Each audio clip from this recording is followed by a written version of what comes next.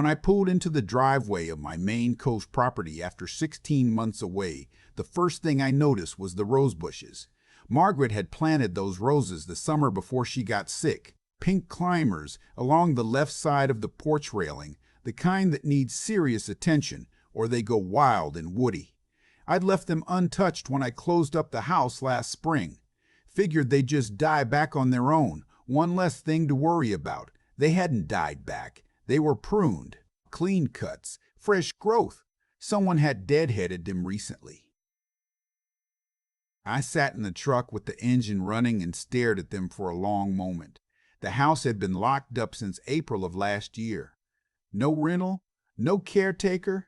I told my son and his wife the place was sitting empty while I figured out what to do with it.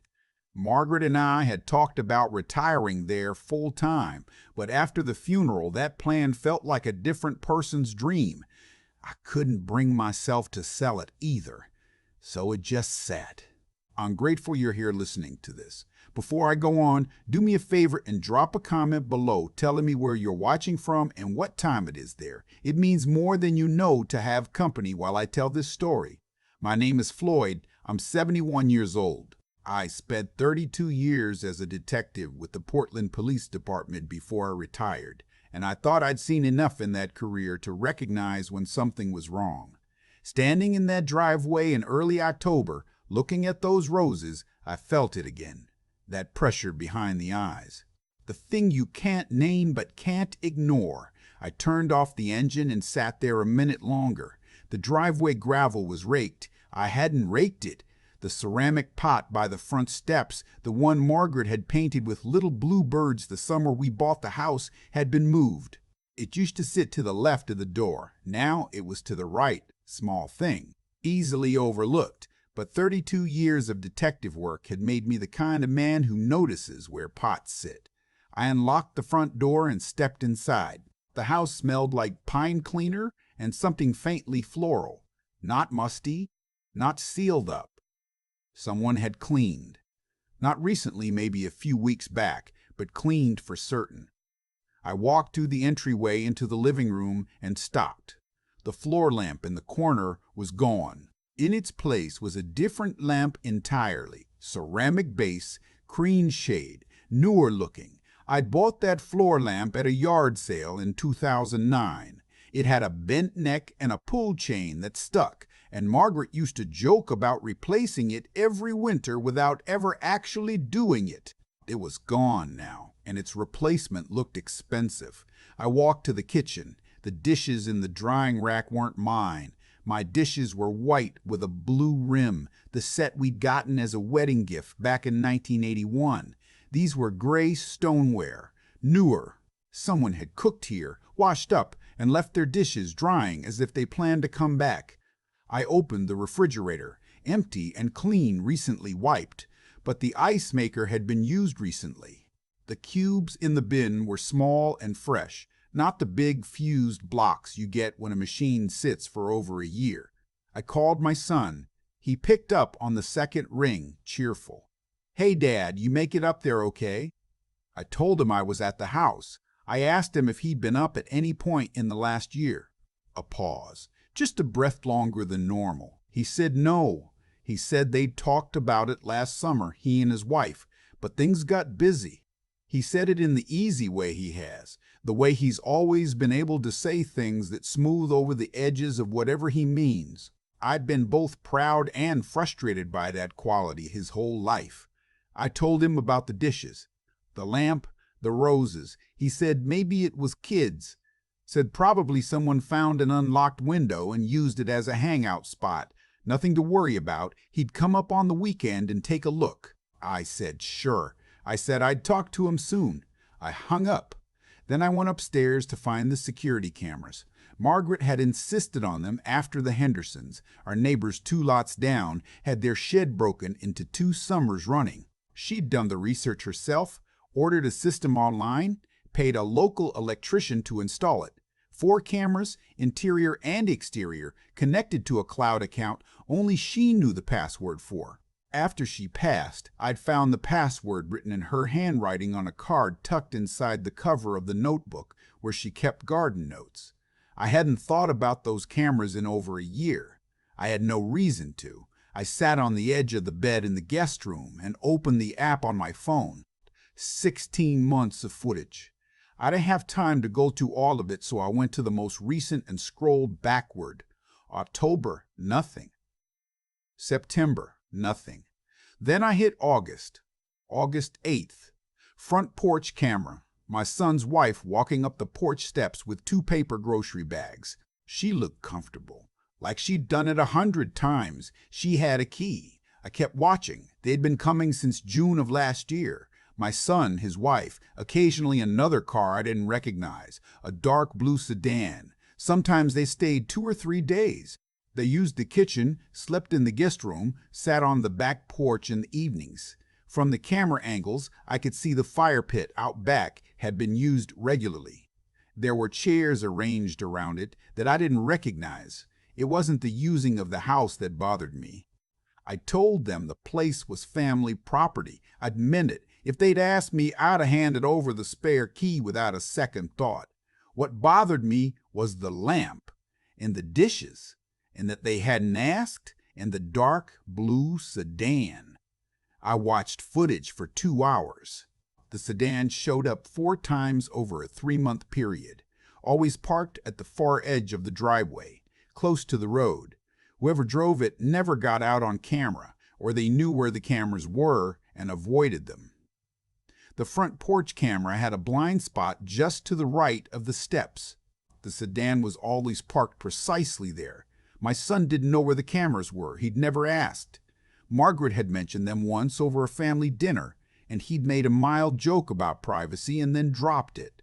Whoever was parking that sedan knew exactly where the blind spot was. I slept badly that night. The house felt different, with someone else's dishes in the drying rack and someone else's lamp in the corner. In the morning, I called my son again and told him to come up that weekend. I didn't tell him what I'd found. I told him I needed help getting the dock pulled in before winter. True enough, it needed to come in. While I waited, I did what I'd spent 32 years doing. I looked for things that didn't fit. The 3rd bedroom at the back of the house, the one Margaret had used as a sewing room, had a closet with a false bottom I'd installed myself years ago. Not for anything sinister. I'd built it as a project, somewhere to keep irreplaceable documents, emergency cash, the kind of things you don't want to lose in a fire. A metal strongbox sat in a recessed space under a fitted piece of plywood that looked like the closet floor. You had to know it was there. I'd never told anyone about it except Margaret. The plywood piece had scratches around 2 of its corners. New scratches. Pale wood showing under the finish. I lifted it. The strongbox was still locked. I opened it with my key. Inside was everything I'd stored there. Birth certificates, the deed to the house, Margaret's jewelry, about $4,000 in cash sealed in an envelope. Nothing missing. But someone had tried to get into it.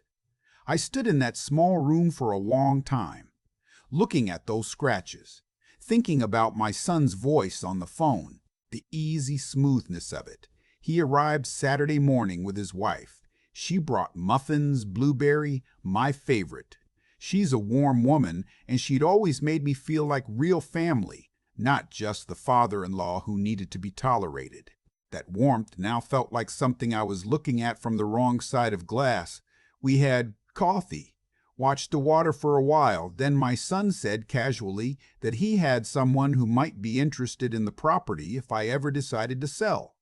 A developer? Said the guy had been quietly buying up coastal land from Pemaquid down to Booth Bay, and that my lot, waterfront access, half an acre, a good house, could fetch a serious number. I asked how he knew this developer. He said through a mutual contact, someone he'd done some consulting work with.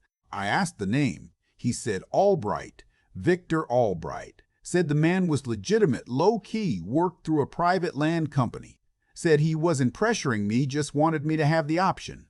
I recognized the name. Victor Albright had been the subject of a real estate fraud investigation out of Bangor 8 years ago, back when I was still on the job. We hadn't built enough for charges at the time. He'd walked. But the pattern was clear. He'd approach elderly property owners through trusted intermediaries, usually family or neighbors, offer above-market prices contingent on quick closing, then use the compressed timeline and the family intermediary to push through deed transfers that buried unfavorable terms in the fine print. By the time the owners understood what they'd signed, the equity had been redirected to a shell company and the house was gone. He'd refined the approach since then, apparently. I kept my face still. 32 years on the job teaches you that too. I said I'd think about it. My son looked relieved. That afternoon, while my son was down at the dock, I had a quiet conversation with his wife in the kitchen. I asked her gently how things were going. She's always been the more honest of the two of them when it comes to finances. She told me they'd had a rough stretch. My son's consulting work had dried up. They'd missed 2 mortgage payments. They were behind on the car. She said Victor Albright had approached them 3 months ago offering a finder's fee if they could get me to agree to sell the property. She said they'd agreed before she fully understood what Albright actually did. She started crying. She said she'd only found out last month that the finder's fee wasn't just cash, it was a percentage of whatever was skimmed from the actual sale price before I saw it. She said she confronted my son and he told her it would be fine, no one would get hurt, I'd still get a fair number. She said she didn't believe that anymore. I handed her a dish towel and let her collect herself. I asked if anyone had tried to access anything in the house.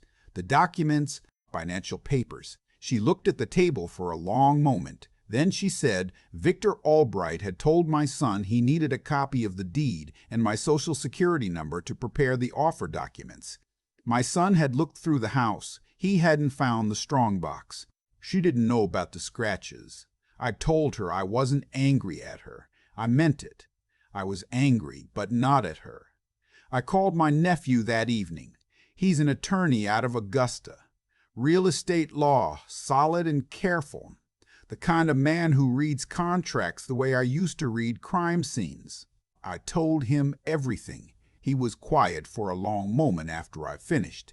Then he said Victor Albright had been under investigation again, this time a joint effort between the Maine Attorney General's office and a federal consumer protection unit out of Boston. He said they'd been building a case for 14 months and had been struggling to find victims willing to go on record. He said if I was willing to cooperate and if I had documentation of Albright's contact with my son, it could be significant. I said I had security camera footage showing 16 months of activity at my property. I said I had a damaged strongbox that indicated an attempted unauthorized access to financial documents. I said I had a credible witness who could testify to the finder's fee arrangement. My nephew was quiet again. Then he said carefully that I should not confront my son again before talking to the investigators.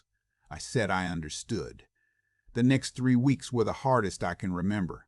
I stayed at the house. My son called twice and I kept those conversations short and ordinary.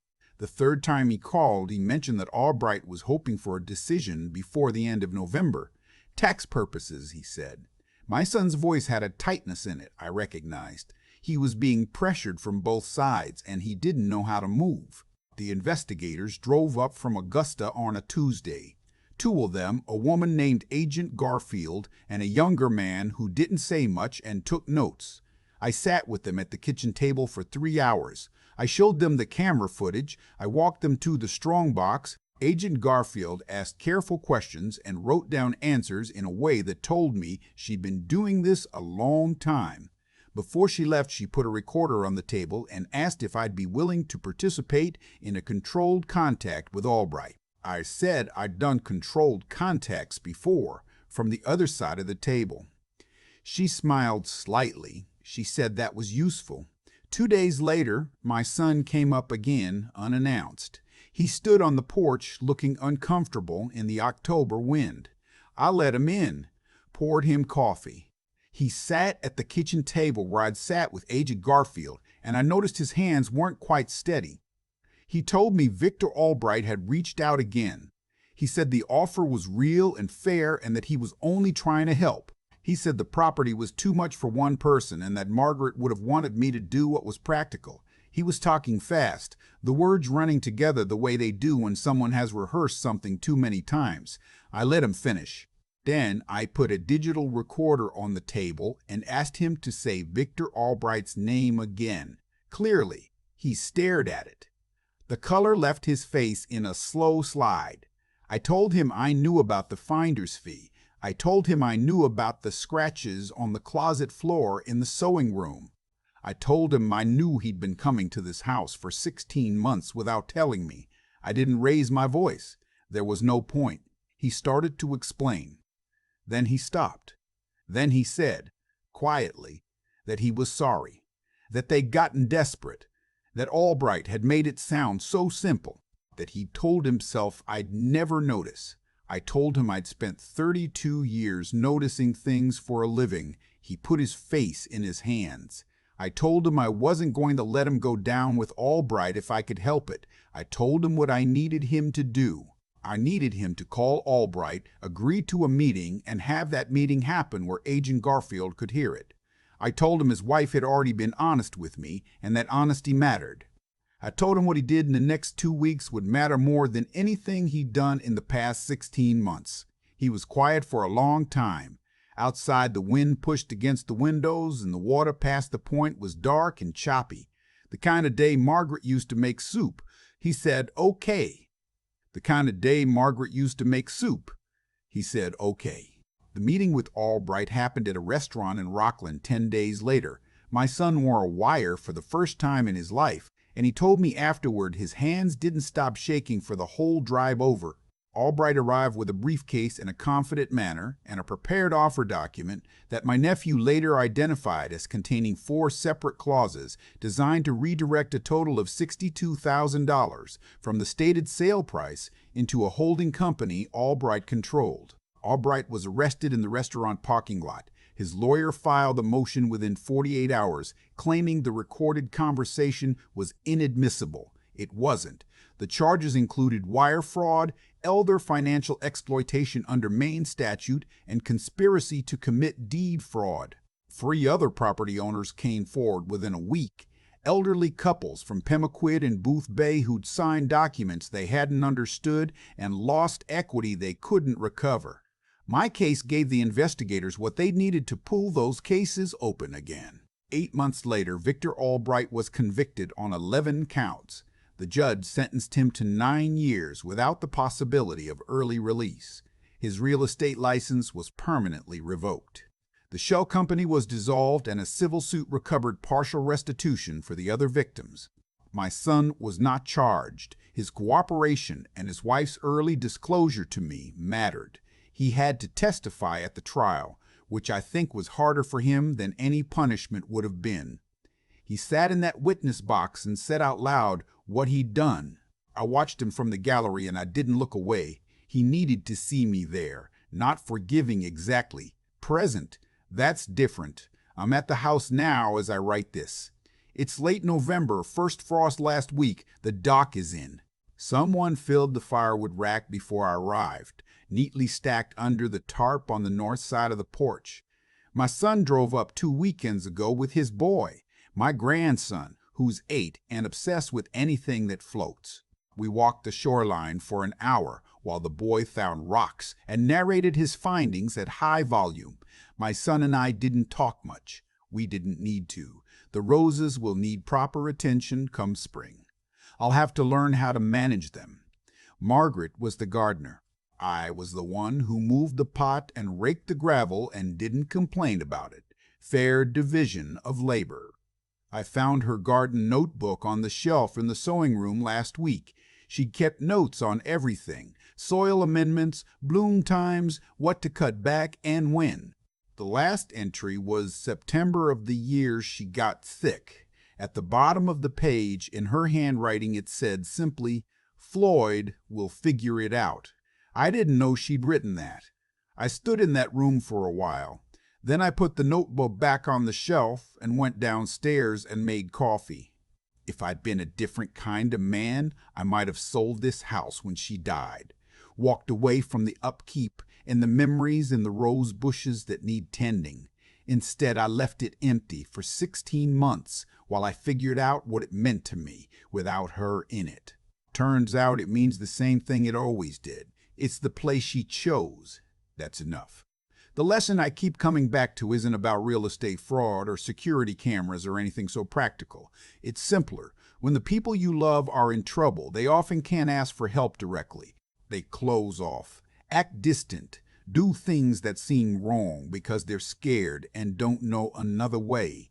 My son didn't come to me. He should have. But I've been in this job long enough, both the police work and the fathering, to know that people under pressure don't always do what they should. They do what feels survivable in the moment. What I know now, at 71, is that showing up matters more than being right. Being there, present, eyes open, not looking away. That's the work. If this story stayed with you, leave a comment below. I read every one, and if someone you care about is acting strange, distant, like they're carrying something too heavy to name, reach out first. Don't wait for them to come to you. They might not be able to. I've been sitting with this for a while now, trying to find the clean lesson in it, the way you can sometimes find a clean line through a complicated case. There usually is one, if you're patient enough to look. Here's what I keep coming back to. My son didn't set out to hurt me. He set out to survive a situation that had gotten too heavy for him, and he reached for the nearest thing that looked like a solution without fully understanding what he was grabbing. That's not an excuse. What he did was wrong, and he knows it. And he'll carry that knowledge longer than any court sentence would have required. But it's a true thing. And I've learned that true things matter more than comfortable ones. The cause of everything that went wrong in this story wasn't greed, exactly. It was silence. My son didn't come to me when the mortgage fell behind. His wife didn't call me when Victor Albright first appeared with his briefcase and his easy confidence. I didn't push harder when I heard the distance in my son's voice on the phone. We were all quiet in our own separate ways, and that silence gave Albright exactly the space he needed to work. What I did right, and I'll own this not as pride, but as something worth passing on, was that I didn't panic. I didn't storm in. I went quiet in a different way. 32 years of detective work taught me that the worst thing you can do when something doesn't fit is make noise before you understand what you're dealing with. I looked first. I listened. I let the evidence tell me what I was actually facing before I decided what to do about it. That's not a police skill. That's a life skill. It just took me a career to learn it properly. Albright counted on people reacting. He counted on elderly property owners feeling flattered by the attention, then confused by the paperwork, then too embarrassed to admit they didn't understand what they'd signed. He counted on the family intermediary being too scared and too ashamed to speak up until it was too late. The whole system he built depended on people not looking carefully, not asking hard questions, not trusting their own instinct that something was wrong. My instinct fired the moment I saw those pruned rose bushes. I almost talked myself out of it, almost told myself I was being suspicious for no reason, that I'd been a detective too long and now saw problems where there were none. I'm glad I didn't listen to that voice. The voice that says, don't look, don't ask, don't make this complicated. That voice has ended more people's financial security than any con man ever could on his own. Albright needed that voice more than he needed any forged document. My daughter-in-law did a brave thing when she told me the truth in that kitchen. She was scared and ashamed, and she told me anyway. That took more courage than anything else in this whole story, and I want to say that clearly. She had every reason to stay quiet and hope it worked out. She chose honesty instead, even though she didn't know how I'd respond. That choice is what made everything else possible. The 9 years Victor Albright is now serving didn't happen because I was clever. They happened because my daughter-in-law decided the truth was worth the cost of telling it, and because my son found enough of himself left to sit in a witness box and say out loud what he'd done.